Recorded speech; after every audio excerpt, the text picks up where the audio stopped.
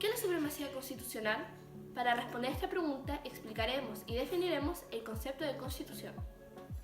Comprendiendo su significado, como tal, se hará un breve resumen de la importancia, funcionalidad y propósito de la existencia de este, y se dará a conocer las bases y fundamentos que respaldan la dicha supremacía constitucional. Una constitución, palabra proveniente del latín constitutio onis, es un texto de carácter jurídico, producto de un poder constituyente, que tiene como propósito constituir la separación de poderes, que define y establece los poderes constitucionales, legislativo, ejecutivo y judicial.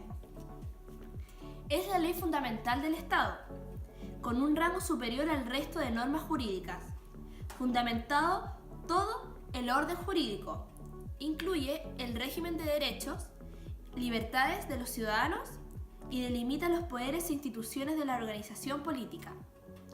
Como ciudadano, es una tarea fundamental comprender la funcionalidad e importancia de la Constitución tanto a nivel universal como nacional, sin especificaciones tales como sus bases o capítulos, sino que interpretar una regresión histórica centralizado en el propósito general de la existencia de esta y su posición jerárquica en el Estado.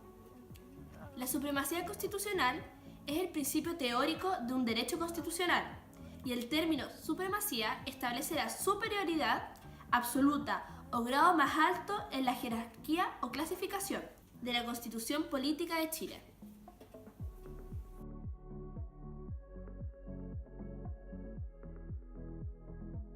Supremacía constitucional. Artículo número C. Los órganos del Estado deben someter sus acciones a la Constitución y las normas dictadas conforme a ella y garantizar el orden constitucional de la República.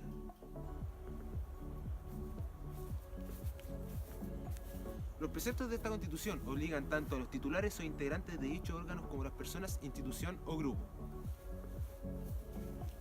La infracción de esta norma generará las responsabilidades y sanciones que determine la ley.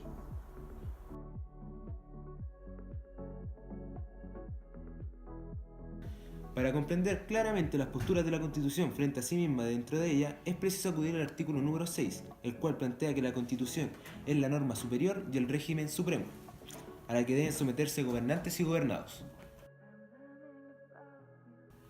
Las interpretaciones de la ley deben regirse en base a la Constitución. La Constitución es el estándar de la ley. Si existen dos interpretaciones de una ley, se aprueba la que más posea convergencia con la Constitución, es decir, la que más se relacione y tenga afinidad con ella. La vinculación es directa con la Constitución. Personas, grupos, organismos, autoridades y poderes están sujetos con la Constitución.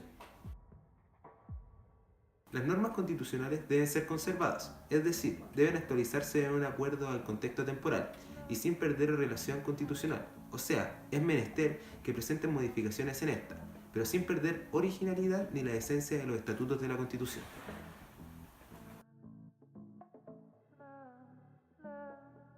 Interdicción de arbitrariedad. Se prohíben los actos contrarios a las leyes debido a la supremacía constitucional. Nada ni nadie puede estar por sobre la Constitución, al tener estatutos supremos que rigen a la nación en todos sus ámbitos. Es la raíz principal que dirige y establece todo fundamento de ordenamiento jurídico, derechos y libertades de los residentes de la nación.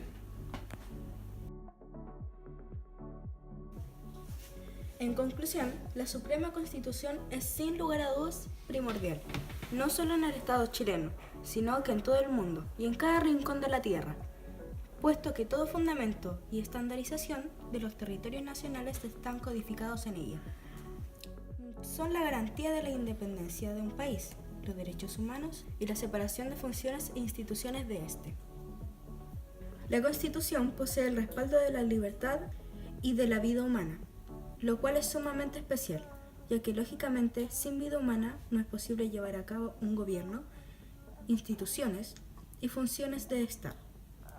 La Constitución tiene la facultad de comprobar objetivamente los principios de un país, su organización y funcionamiento. Las habilidades, conductas y valores éticos de la nación residen en la Constitución.